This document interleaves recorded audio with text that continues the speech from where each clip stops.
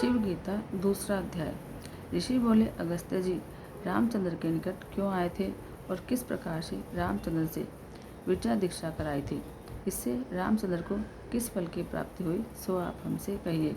सूत जी बोले, जिस समय जनक कुमारी सीता को रावण ने हरण किया था, तब रामचंद्र ने वियोग के कारण बहुत विलाप किया। निद्रा, देहाभिमान और भोजन त्याग कर रात दिन शोक करते थे। भाई सहित श्री रामचंद्र जी ने प्राण त्याग करने की इच्छा की। अगस्त्य जी यह बात जानकर रामचंद्र जी के समीप आए और मुनि ने रामचंद्र को संसार की असारता समझाई। अगस्त्य जी बोले, हे राजेंद्र, ये क्या विषाद करते हैं? स्त्री किसकी, इसका विचार तो करो। पृथ्वी, आप, तेज, वायु, आकाश, इन 5 महाभूतों का बना हुआ यह देह जड़ है, इसको ज्ञान नहीं होता। और आत्मा तो निर्लेप, सर्वत्र परिपूर्ण सच्चिदानंद स्वरूप है। आत्मा न कभी उत्पन्न होता है, न मरता है, न दुख भोगता है। जिस प्रकार यह सूर्य संपूर्ण संसार के चक्षु रूप से स्थित है और चक्षुओं के दोष से कभी लिप्त नहीं होता, इसी प्रकार संपूर्ण भूतों का आत्मा भी दुख में लिप्त नहीं होता। और यह देह भी मल का पिंड और जड़ है। यह जीव कला रहित होने से जड़ है। यह काष्ठ अग्नि के संयोग से भस्म हो जाता है। सियार आदि इसको खा जाते हैं तो भी नहीं जानता कि उसके वियोग में क्या दुख होता है। जिसका स्वर्ण के समान गौरवर्ण और दुर्वा दल के समान श्याम रूप है, कुछ कलश जिसके उन्नत है, मध्य भाग सूक्ष्म है, बड़े नितंब और जांघों वाली चरण तल जिसका कमल के समान रक्तवर्ण है, जिसका मुख पूर्णिमा के चंद्रमा के समान है और पके बिंबाबल के समान जिसके होंठ है, नील कमल के समान जिसके विशाल नेत्र हैं, मत कोकिला के समान जिसके वचन और मत हाथी के समान जिसकी चाल है, ऐसी स्त्री कामदेव के बाण के समान कटाक्षों से मेरे ऊपर कृपा करती है। इस प्रकार से जो मूर्ख मानता है वही काम का शिष्य है। हे राजन, सावधान होकर सुनो, मैं इसका विवेक कथन करता हूँ। यह जीव स्त्री पुरुष या नपुंसक नहीं है। यह देही मूर्ति रहित, सब देहों में स्थित, रूप रहित, सर्वव्यापी, सबका साक्षी, देह में स्थित तो प्राणों को सजीव करने वाला है, जिसको सूक्ष्म अंगी सुकुमारी बाला कहते हैं। वह एक मल का पिंड और जड़ स्वरूप है। वह न कुछ देखती, न सुनती, न सूंघती है, जिसका शरीर चर्म मात्र का है। हे रामचंद्र, बुद्धि से विचारो और छोड़ो। जो प्राणों से भी अधिक प्यारी है, वही सीता तुम्हारे दुख का कारण होगी। 5 महाभूतों से उत्पन्न होने के कारण 5 भौतिक देह उत्पन्न होते हैं, परंतु उन सब में आत्मा एक परिपूर्ण सनातन है। इस विचार से कौन स्त्री, कौन पुरुष, सभी तो सहोदर हैं। जिस प्रकार अनेक घर निर्माण करने में आकाश अविच्छिन्नता को प्राप्त होता है, अर्थात उन सब में मिल जाता है, पश्चात उन घरों के जल जाने पर कुछ हानि को भी प्राप्त नहीं होता, उसी प्रकार देह में आत्मा परिपूर्ण और सनातन है। देह संबंध से अनेक प्रकार का प्रतीक होता है, परंतु उनके नाश होने पर आत्मा नष्ट नहीं होता, वह एक रूप है। जो मारने वाला जानता है मैंने मारा, जो मरने वाला जानता है मैं मरा, यह दोनों न जानने से मूर्ख हैं, कारण कि न यह मारता है और न वह मारा जाता है।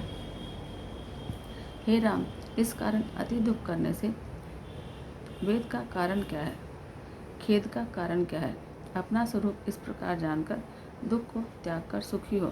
श्री रामचंद्र बोले, हे मुनि, जब देह को दुख नहीं होता और परमात्मा को भी दुख नहीं होता, तो सीता के वियोग की अग्नि मुझे कैसे भस्म करती है?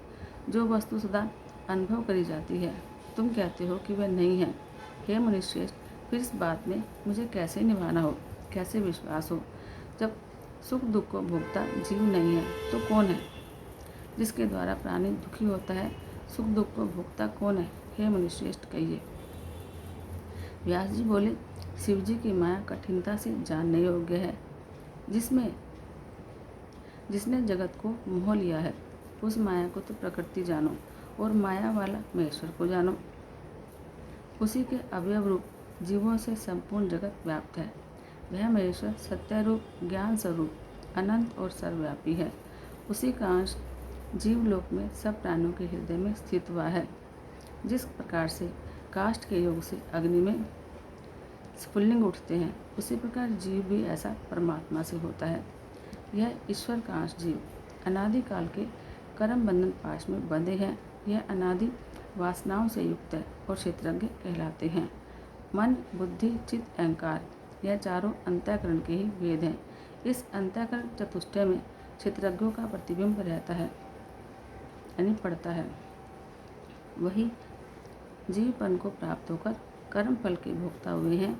वही जीव कर्म भोगने के स्थान देहों को प्राप्त होकर विषय सेवन करने से सुख का दुख का भोग करते हैं। स्थावर जंगम के भेद से दो प्रकार का शरीर कहा जाता है। वृक्ष, लता, गुल्म यह स्थावर सूक्ष्म देह कहलाते हैं और अंडज, पक्षी, सर्प इत्यादि स्वेदक, कृमि, मशक आदि जरायुज, मनुष्य, गो आदि यह जंगम शरीर कहलाते हैं। कितने एक प्राणी शरीर धारण करने के निमित्त कर्मानुसार योनियों में प्रवेश करते हैं और दूसरे वृक्षों का आश्रय करते हैं। जब यह जीव विषयों में लिप्त होता है तब मैं सुखी हूँ, दुखी हूँ ऐसा मानता है। यद्यपि यह निर्लेप ज्योति स्वरूप है, परंतु शिवजी की माया से मोहित तो सुख दुख का अभिमानी होता है। काम, क्रोध, लोभ, मद, मात्सर्य और मोह यह 6 महाशत्रु अहंकार से उत्पन्न होते हैं। यही अहंकार स्वप्न और जागृत अवस्था में जीव को दुख देता है और सुषुप्ति में सूक्ष्म रूप से के होने और अहंकार के अभाव से यह जीव आनंद रूप को प्राप्त होता है, यानी शंकरता को प्राप्त होता है। इस प्रकार यह माया में मिलने से सुख दुख का कारण उत्पन्न करता है। जिस प्रकार सूर्य की किरणों के पड़ने से सीपी में चांदी का आभास होता है, उसी प्रकार शिव रूप में माया से विश्व दिखता है। इस प्रकार तत्व ज्ञान से तो कोई भी दुखभागी नहीं है। इससे हे राम, तुम दुख को त्यागो, वृथा क्यों दुखी होते हो। श्री रामचंद्र बोले, हे मुनिराज, जो तुमने मेरे सामने कहा है वह सब सत्य है, तथापि भयंकर प्रारब्ध दैव का दुख मुझे नहीं छोड़ता है। जिस प्रकार मध्य प्राणी को मत कर देता है, उसी प्रकार अज्ञानित तत्व ज्ञान युक्त ब्राह्मण को भी प्रारब्ध कर्म नहीं छोड़ता। बहुत कहने से क्या है, यह काम प्रारब्ध का मंत्री है। यह मुझको दिन रात पीड़ा देता है और इसी प्रकार से अहंकार भी दुख देता है। जीव अत्यंत पीड़ित होकर स्थूल देह को त्याग करता है। इस कारण हे ब्राह्मण, मेरे जीवन के निमित्त उपाय करो। इति श्री पद्म पुराणे ऊपरी भागे शिव गीता सूपनिषत्सु ब्रह्म विद्यायां योग शास्त्रे अगस्त्य राघव संवादे वैराग्योपदेश नाम द्वितीय अध्याय।